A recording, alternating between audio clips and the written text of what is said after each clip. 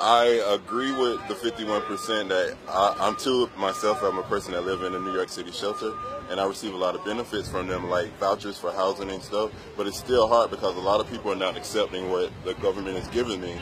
So it's makes it kind of hard because you have to worry about, you know, am I going to have a place to stay, or am I going to be on the streets? You know, even though you have all of this help from the government, but a lot of people in my area, they're not accepting what they're giving me. So what do you mean when they say they're not accepting? Like, what aren't they accepting? Like rent vouchers or things? Rent vouchers. Like, I have the Link 5 voucher, and I've called people, went to people, worked with the service at the facility, the counselors there, and we've been unable to find anything as of now. So it's been like over a year now. Yeah, it's living in the shelter, so it's kind of... So then, when it comes to Mayor de Blasio, you ran on that tale of two cities. Do you think that you see a light on the horizon, that things might get better, or are you more pessimistic and think things will get worse before they get better? I do think things will get better because I'm a proactive person. So no matter if the government is not doing their part, I'm still doing my part. So I do feel light at the end of the tunnel. And do you mind sharing a little bit of the situation? And are you working? Did you have? I am working. I'm working at Madame Tussauds and also at Mason Kaiser's. I'm saving up money there and trying to like get out of the system and get my own place. So you're working 2 jobs. Yes. And still aren't sure that you can afford a place or have a place to stay. Right. That's so correct. Every place that I've seen so far is very expensive.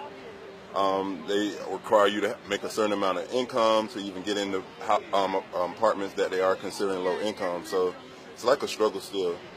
So you don't make enough to qualify for the low income housing? Yes, I don't make enough.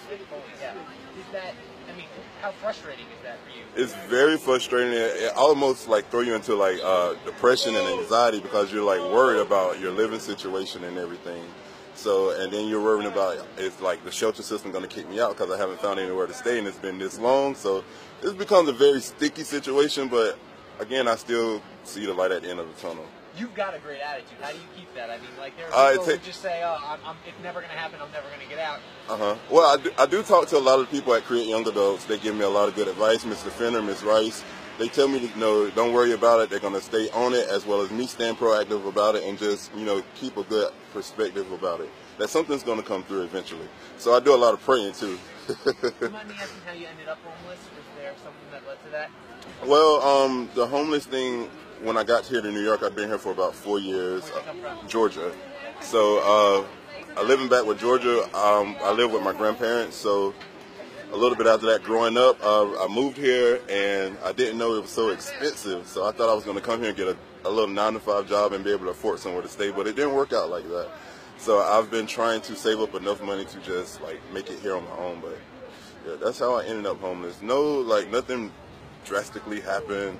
It's just me growing up being a man and trying to live out here and do what I need to do. Do you think about leaving the city, or why do you stay?